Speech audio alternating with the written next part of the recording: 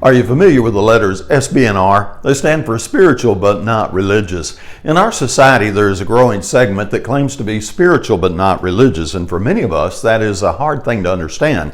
How can you separate spirituality and religion? Well, in this video, we're going to look at just a couple of reasons why people tend to go this avenue. Number one, it's just the fact that there is toxic religion out there. There are a lot of ugly things that have happened in the name of religion, and there are some people who are afraid to get involved with the religious group because they're afraid it may be toxic.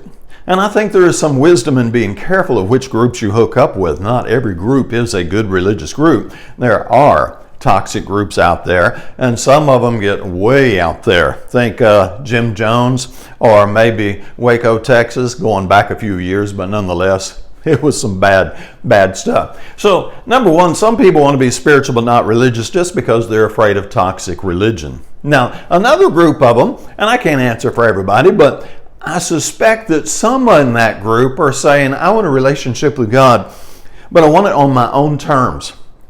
I want to set the rules for how I will deal with the divine.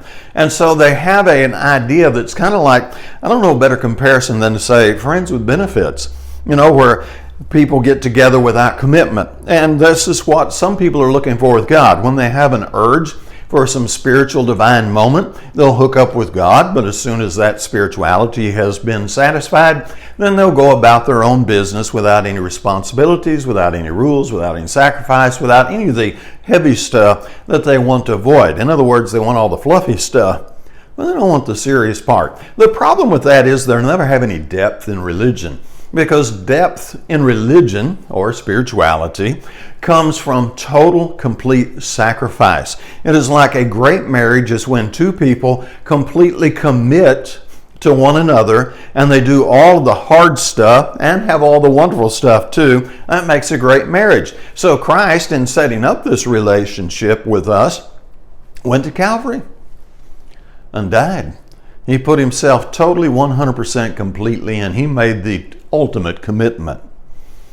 And likewise, if we're really going to have depth of spirituality with Christ, we must also make the total commitment, or as Paul would say, present our bodies a living sacrifice and then be transformed by the renewing of our mind. Now, I know that doesn't answer every question about spiritual but not religious, but it does begin to give you a little insight into what's going on in our society today. Feel free to share this video with anyone. Put your comments below, your questions below, and as always, have a great day.